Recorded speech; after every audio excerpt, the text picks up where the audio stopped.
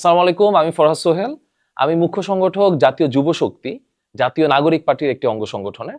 আজকে যে ব্যাপারটা নিয়ে কথা বলতে আসছে যে জাতীয় নির্বাচন আছে, সেই নির্বাচনে প্রত্যেকটা নির্বাচনী এলাকায় নির্বাচনী এজেন্ট, পোলিং এজেন্ট কিভাবে নিযুক্ত করা হবে, ওদের দায়িত্বগুলো কি থাকবে একটি সুষ্ঠু স্বাভাবিক নির্বাচনের জন্য, সেই ব্যাপারগুলো নিয়ে আমি আপনাদের সাথে কথা বলবো।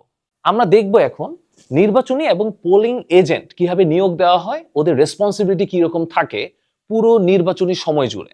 যে কোনো অবাধ এবং সুষ্ঠু নির্বাচনের জন্য একজন নির্বাচনী এজেন্ট এবং পোলিং এজেন্টরা খুব গুরুত্বপূর্ণ ভূমিকা পালন করে। আপনি যদি চান আপনার নির্বাচনী এলাকায় একজন খুবই ন্যায় নীতিবান লোক উঠে আসবে, সেই ক্ষেত্রে একজন নির্বাচনী এজেন্ট বা পোলিং এজেন্টের গুরুত্ব অপরিসীম থাকে। একজন নির্বাচনী এজেন্ট যে কোনো প্রার্থীর ব্যাকবোন হিসেবে কাজ করে। চলুন আমরা দেখে নেই একটা সুষ্ঠু স্বাভাবিক নির্বাচনের জন্য কতগুলো অস্তিত্ব বা কতগুলো এন্টিটি লাগে যে কোনো একটি সংসদীয় আসনে। আপনারা জানেন আপনার অবশ্যই একজন প্রার্থী লাগবে যে কিনা ওই আসনের সংসদ মনোনয়নের জন্য প্রার্থী হিসাবে সবার কাছে ভোট চাইবে। কিন্তু এখানে সবচেয়ে গুরুত্বপূর্ণ ভূমিকা পালন করে এই দুইজন ব্যক্তি, নির্বাচনী এজেন্ট, আরেকজন হচ্ছে পোলিং এজেন্ট। তো নির্বাচনী এজেন্ট কি আসলে? যে কোনো সংসদীয় আসনের জন্য একজন নির্বাচনী এজেন্ট থাকে। তো নির্বাচনী এজেন্টের আসলে মেইন কাজটা কি থাকে? নির্বাচনী এজেন্টের মেইন কাজটা থাকে প্রার্থীর হয়ে সম্পূর্ণ ওই আসনে নির্বাচনী সকল কিছু তদারকি করা, তার দায়িত্ব থাকে নির্বাচনী এজেন্টের। আর একটু মনে রাখবেন, আসন প্রতি নির্বাচনী এজেন্ট থাকে একজন।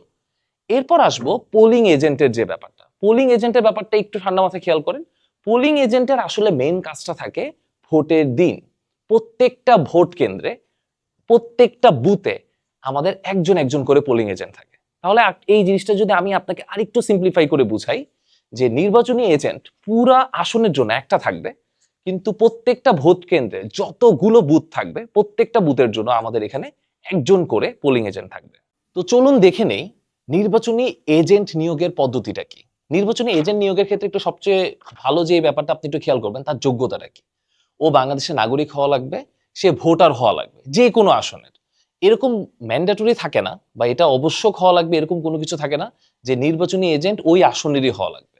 না, সে বাংলাদেশি নাগরিক, বাংলাদেশি ভোটার, তার ভোট দেওয়ার একটা যোগ্যতা আছে, সেটা থাকলেই সে নির্বাচনী এজেন্ট হতে পারবে।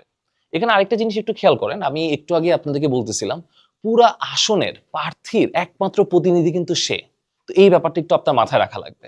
প্রার্থীর অবর্তমানে পুরা নির্বাচন ওরিয়েন্টেড, পুরা মাথা ব্যথাটা তারই থাকবে। তাহলে অবশ্যই একজন নির্বাচনী এজেন্ট হতে গেলে আসলে প্রার্থীর থেকে তার কাজের পরিব্যাপ্তি থাকে অনেকখানি বেশি। তো এখানে আরেকটা জিনিস দেখি, এটা খুবই ইম্পর্টেন্ট। এই যে নির্বাচনী আমাদের এজেন্ট থাকবে, তাকে একটা ফর্ম ফিল আপ করা লাগবে। এই ফর্মটা আমার হাতে, অনেকে যাদের দেখতে কষ্ট হচ্ছে আমি একটু, এখানেও আমাদের স্লাইডেও দেওয়া আছে এই ফর্মটা। তো ফর্মের একটা ক্রমিক নং আছে, 24 নং ফর্ম। দেখেন এখানে আপনারা যদি একটু মেনশন করেন, ফর্ম নাম্বার হচ্ছে 24। এই 24 নাম্বার যে ফর্মটা আছে, এটাকে আপনার যথাযথ তথ্যের মাধ্যমে এটাকে আপনার উপস্থাপন করা লাগবে। এখানে আরেকটা জিনিস দেখেন, আপনি জমা কার কাছে দিবেন? আপনার আসনে যে রিটার্নিং অফিসার থাকবে, আপনি তার কাছে এই যে নথিটা, সেটা অবশ্যই জমা দিবেন। এখানে আমরা যদি আরেকটা জিনিস বলি, আসলে কোন কোন তথ্যগুলো লাগে, একদম বেসিক যে তথ্যগুলো লাগে, আপনার একটা এনআইডি কার্ড লাগবে, আপনার নাম, আপনার পিতার নাম লাগবে, আপনার 2 কপি ছবি লাগবে। এই বেসিক ফর্মগুলো বা বেসিক ইনফরমেশনগুলো দিয়ে আপনি যে 24 নাম্বার ফর্মটা আছে তা ফিল আপ করে ফেলবেন। এখন আসি পোলিং এজেন্ট নিয়োগের ক্ষেত্রে। পোলিং এজেন্টটা আমি একটু আগেই বলে রাখি, অবশ্যই কনফিউজড হবেন না। নির্বাচনী এজেন্ট কিন্তু ও যে কোনো আসনের ভোটার হতে পারে, কিন্তু পোলিং এজেন্ট অবশ্যই ওই আসনের ভোটার হতে হবে। তো পোলিং এজেন্টের ক্ষেত্রে অবশ্যই সে যে থাকবে নির্বাচনী আসন আছে তারই ভোটার হওয়া লাগবে। এখানে আরেকটা জিনিস দেখেন, তো পোলিং এজেন্টটা আসলে নর্মালি ওর কাজটা কি থাকবে, পোলিং এজেন্ট কি করবে? নির্বাচনের দিন সম্পূর্ণ নির্বাচনটা সুষ্ঠু স্বাভাবিকভাবে একদম তৃণমূল পর্যায়ে সেটা বাস্তবায়ন হচ্ছে কিনা তার তদারকি কিন্তু সে করবে। সেই একমাত্র প্রত্যেকটা বুথে বুথে থাকবে, প্রত্যেকটা কেন্দ্রে কেন্দ্রে থাকবে। আমরা যদি বলি পুরা নির্বাচন ব্যবস্থার নার্ভ সিস্টেমটা থাকবে আমাদের পোলিং এজেন্টের কাছে। তো এখানে আরেকটা জিনিস দেখেন, এখানে খুব ইম্পর্টেন্ট একটা জিনিস, এখানে আপনাকে ফর্ম ফিল আপ করা লাগবে। এখানে যে ফর্ম ফিল আপ করা লাগবে সেটা হচ্ছে 25 নাম্বার ফর্ম। এই 25 নাম্বার ফর্মটাকে আপনি যথাযথ তথ্যের মাধ্যমে আপনি ফিল আপ করবেন। ফিল আপ করে আপনি জমা দিবেন প্রিজাইডিং অফিসারের কাছে। একটু আগে যেটা ছিল সেটা রিটার্নিং অফিসারের কাছে ছিল, এটা প্রিজাইডিং অফিসারের কাছে আপনাকে জমা দেওয়া লাগবে। আর সেম জিনিস যে এখানে শর্তটা কি, আপনাকে নিয়োগ দিবে কে, আপনাকে যে কোনো একটা পোলিং এজেন্টকে কে নিয়োগ দিচ্ছে, হয় ওইখানে প্রার্থী নিয়োগ দিবে অথবা ওখানকার নির্বাচনী এজেন্ট তাকে নিয়োগ দেওয়ার এখতিয়ার রাখে।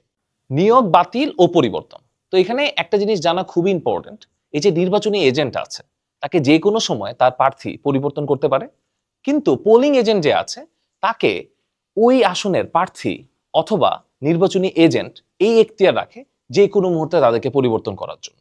এই জন্য নির্বাচনের কোনো ঘটনায় কেউ আক্রান্ত হলে অথবা কেউ নর্মালি হচ্ছে নির্বাচন চলাকালীন সময়ে মারা গেলে তার পরিবর্তে নতুন কোনো পোলিং এজেন্ট অথবা নির্বাচনী এজেন্ট খুব সহজেই নিয়োগ দেওয়া যায়।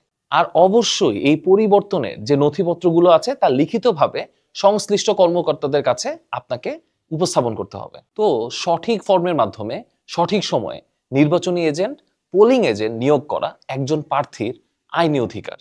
তো পরবর্তী ভিডিওতে আমরা জানবো ভোট কেন্দ্রে একজন এজেন্টের কি কি বিষয়ে করণীয় থাকবে।